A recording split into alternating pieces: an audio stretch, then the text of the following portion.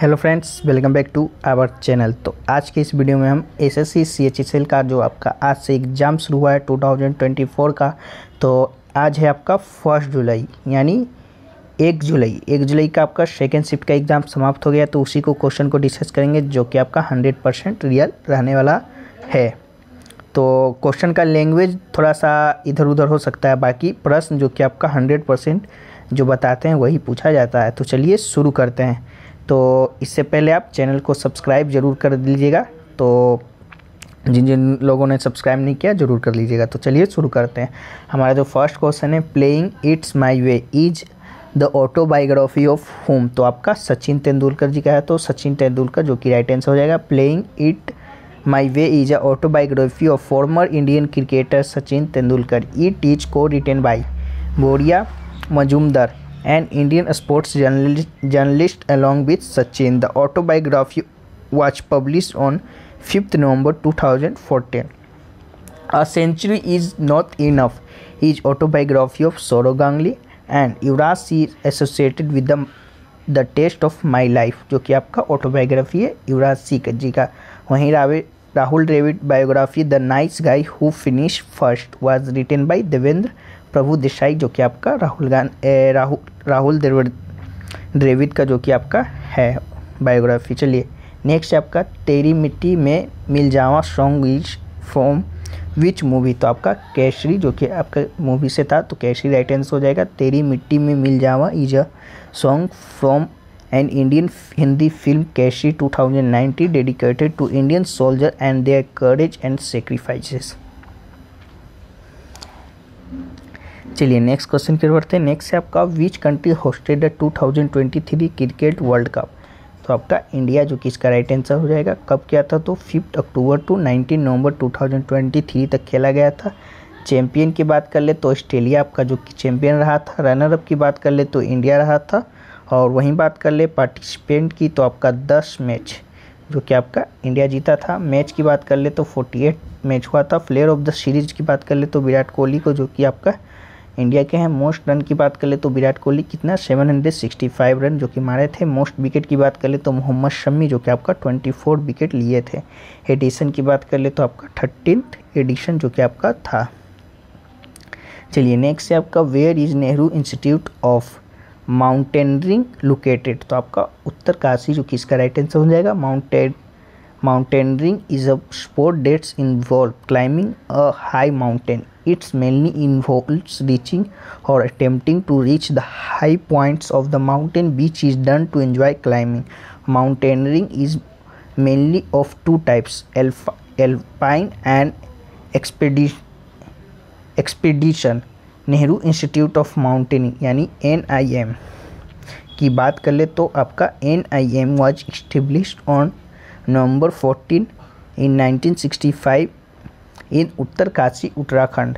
It was started in honor of the India first Prime Minister Pandit Jawaharlal Nehru, who was founded the mountains and had tremendous ambitions.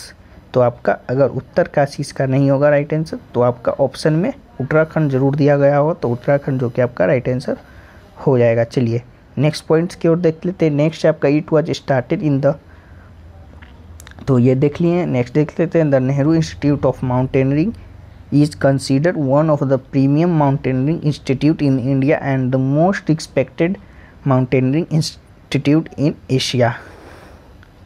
चलिए next question की ओर बढ़ते हैं। Next आपका part 4 of the Indian constitution contains the following provision. तो आपका DPSP जो कि इसका राइट आंसर हो जाएगा। Directive principle of state policy.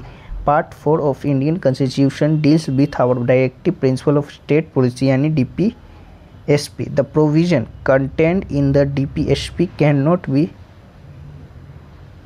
enforced by any court. However, it shall be the duty of state to make law to implemented these elements. The concept of directive principle of state policy was borrowed from the Irish constitution.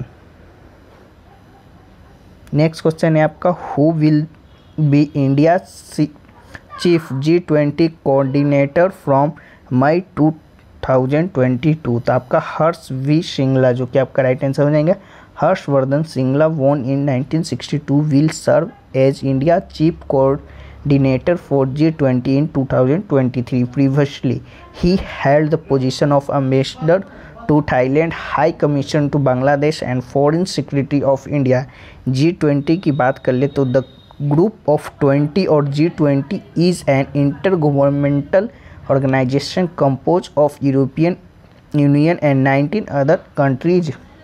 It seeks to address important global economic concerns such as international finance stability, reducing greenhouse gases emission and sustainable development. Most of world's largest economies, both industrialization and developing countries, make up the G20 together.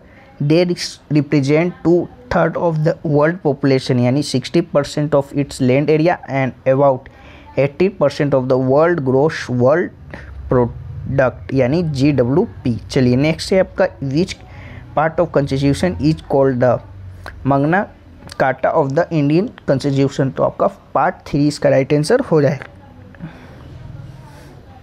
Part 3 contents fundamental rights. Article 12 to 35 has been described as the Magna Carta of India. चलिए next question की ओर बढ़ते हैं. Next है आपका who is the founder of ग्रामीण bank. तो आपका मोहम्मद यूनिस जो कि इसका राइट आंसर हो जाएगा. Muhammad Yunus is a Bangladeshi banker, entrepreneur, economist who was the founder of Grameen Bank. He was awarded the Nobel Peace Prize in 2006 for founding the Grameen Bank and pioneering the concept of microcredit and the microfinance. Muhammad Yunus was awarded the Ramon Magsaysay Award in 1984. He was also awarded the Aga Khan Award in 1989, the World Food Prize in 1994, the International Simon Bolivar Prize in 1996, and the Prince of Austria's Prize in 1998. चलिए next question आपका आया था कि the book Gulamgiri is written by home. तो आपका महात्मा ज्योतिबा फुले जो कि इसका राइट आंसर हो जाएगा. महात्मा Jyotiba Phule wrote Gulamgiri in 1873 for the Dalit section of the society to make them realise the discrimination and oppression of the caste system. Mahatma Jyotiba Phule की बात कर ले तो his work in 1848 he started the first girls school in Budhwar-Peth, Pune. In 1851 he started the first school of untouchable in Pune. In 1873 he formed the Satya Sodhak Samaj to focus on the right of oppressed group like women untouchable. Next question की ओर बढ़ते हैं. Next आपका which is not string musical instrument. जो कि आपका आया था तो ऑप्शन में फ्लूट दिया गया होगा तो फ्लूट इसका राइट आंसर हो जाएगा. वहीं बात कर ले स्ट्रिंग म्यूजिकल इंस्ट्रूमेंट की तो आपका वीज, सितार, एकतारा, वीणा, कमेशा, संगड़ी जो कि आपका स्ट्रिंग म्यूजिकल इंस्ट्रूमेंट हैं.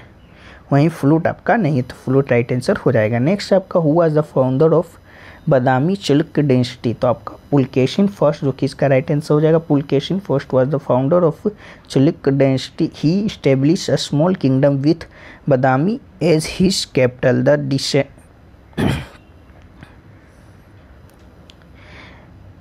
The descendant of Western Chaluk family were like the Eastern Chaluk of Vengi and the Chaluk of Kalyani. Narasimharaman first is also known as Mahamala, which means great wrestler. Kritivarman second was the last of the Chaluk ruler. He was defeated by Danti Durg, the founder of the Rashtrakut dynasty. चलिए next question आपका आया था कि what is eutrophication. तो आपका eutrophication is the process in which excessive minerals and nutrients cause excessive growth of algae in water bodies. The process may culminate in a lack of oxygen in the water body followed by bacterial degradation of algae. An example of this is algal bloom.